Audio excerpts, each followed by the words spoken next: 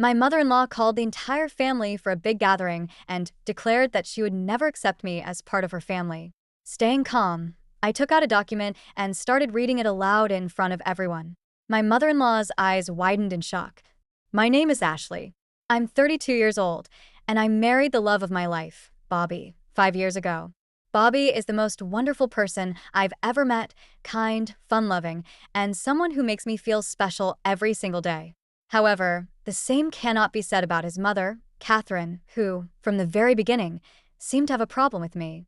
I understand Bobby is her cherished son, and she wants to protect him, but her protective nature often crosses the line.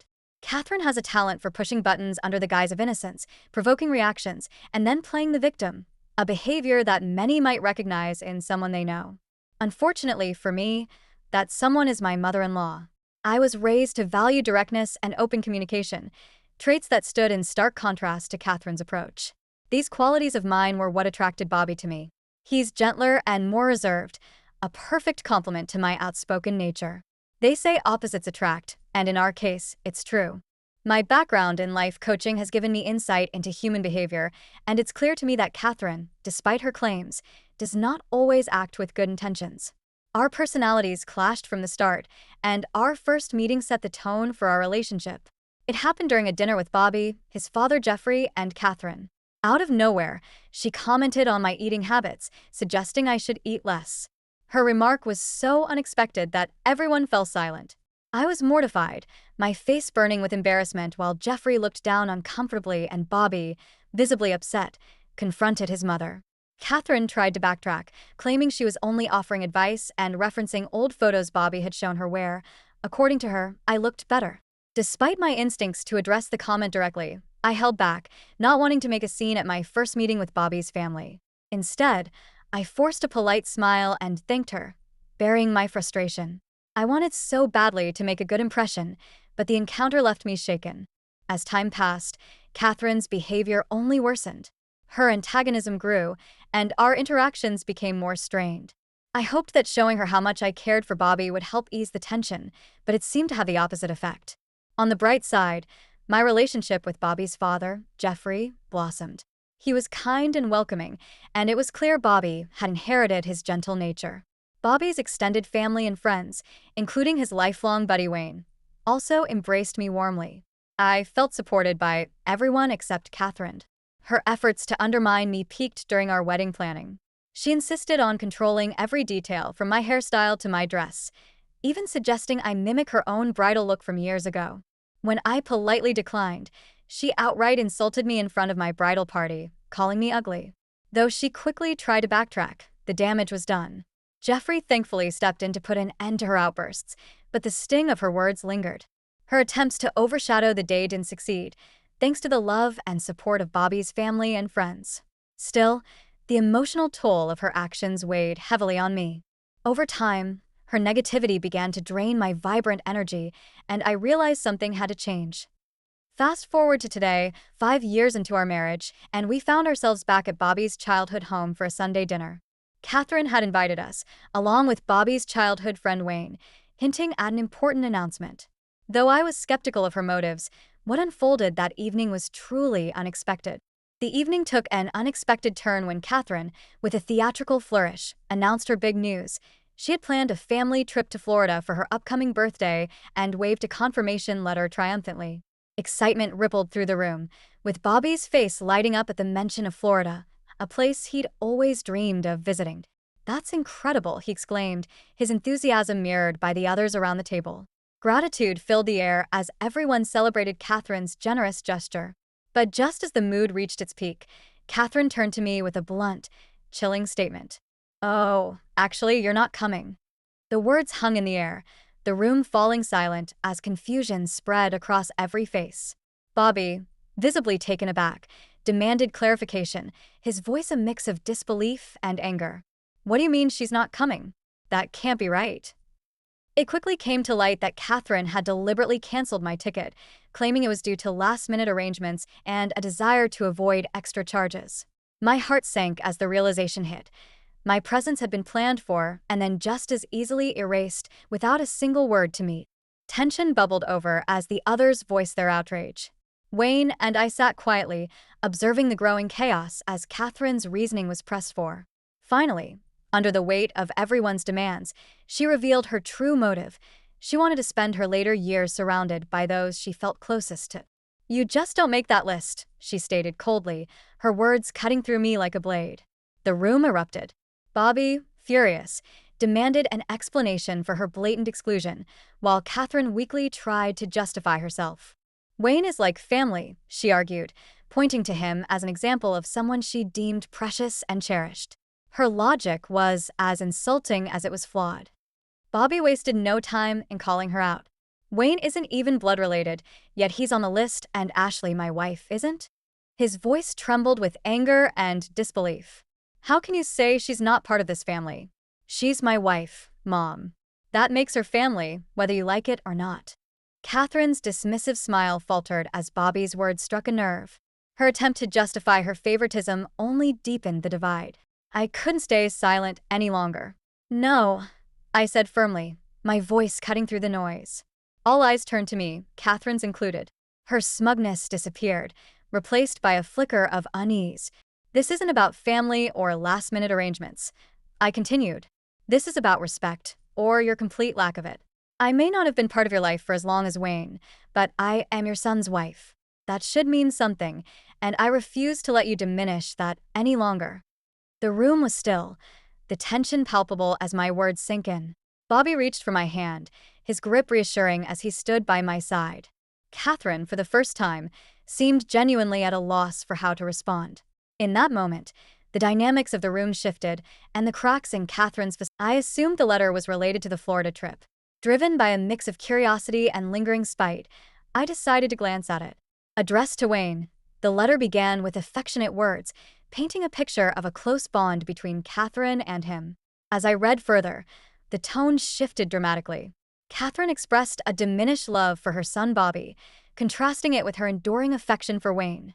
This revelation was shocking, suggesting a clear favoritism toward Wayne over Bobby.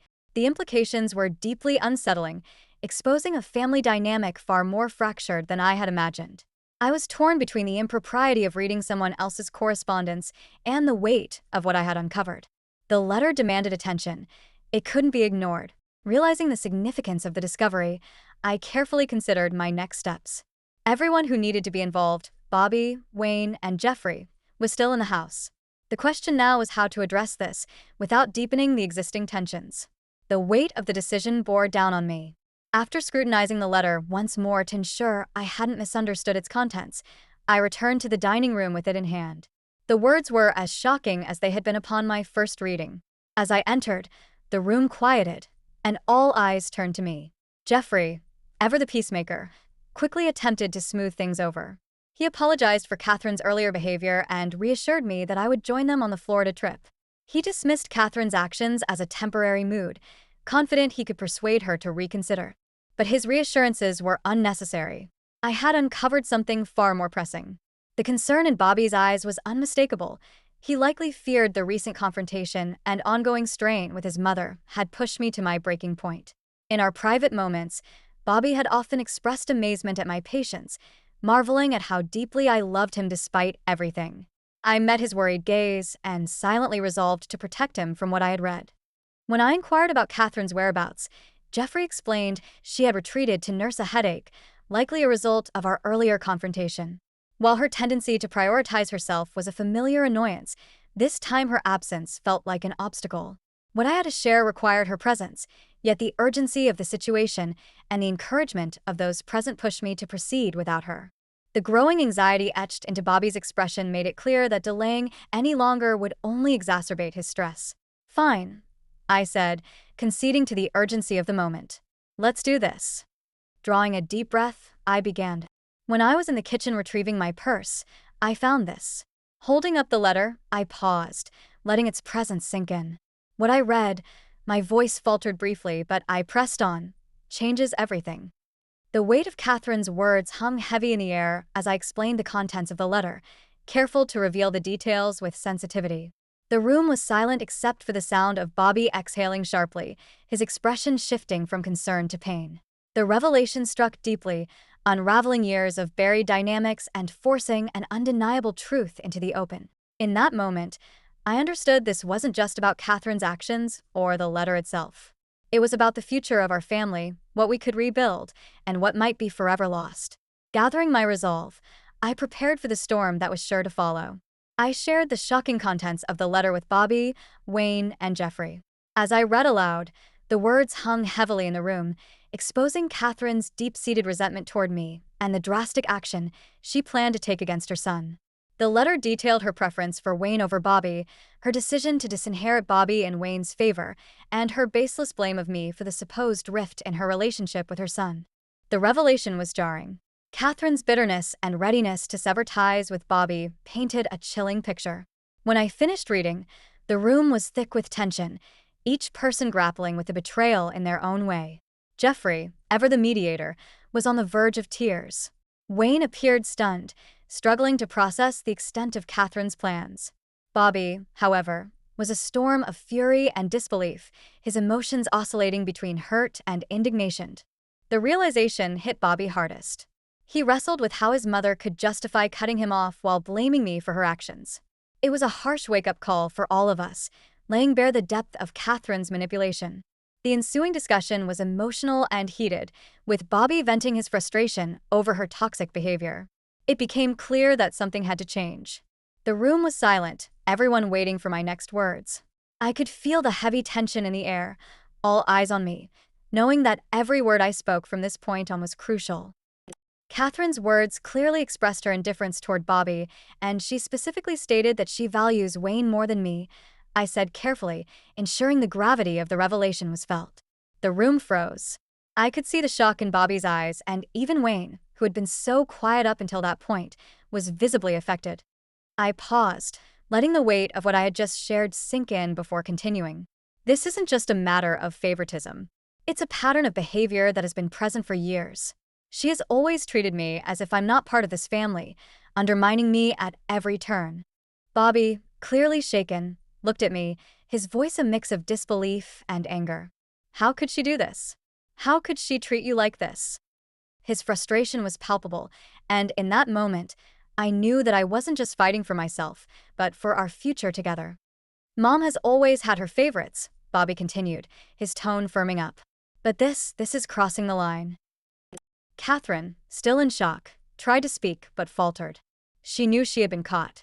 The facade she had carefully maintained over the years was starting to crack. I turned to her, now fully confronting her. Catherine, this isn't just about a trip or a letter. This is about respect. You have made it clear over the years that you never considered me a part of this family, but I'm not going anywhere. I'm married to Bobby, and I'm part of this family, whether you accept it or not. Her face turned red with anger, but for the first time, she didn't have a quick retort. It was as if my words had completely stunned her. As the silence stretched, I turned to Bobby. I love you, Bobby, and I will always be here for you, no matter what. But I will not tolerate being disrespected anymore. Bobby took my hand, giving me a reassuring squeeze. He was my rock, and in that moment, I knew that together, we could face whatever came next. With my resolve clear, I walked out of. Turning to Bobby, I softened. I don't want to be a source of pain in your life. I want to build something beautiful with you, no matter how hard this has been. But I'm not going to let anyone tear us apart. You're my family, and I'll fight for that. Bobby smiled at me, his eyes full of gratitude and love. He reached for my hand, squeezing it tightly. And in that moment, I knew everything would be okay. The storm we'd weathered had brought us closer, and we were stronger for it. As I prepared to leave the room, I turned one last time to Catherine, my gaze unyielding. I hope you learned something from all of this, I said calmly. It's never too late to change. But until you do, I will no longer tolerate being treated this way. This is my family now, and I will defend it. With that, Bobby and I walked out of the room, hand in hand, leaving Catherine to stew in her own bitterness. The family dinner that had started with so much tension had turned into a new beginning for Bobby and me. And for the first time in years, I felt truly at peace.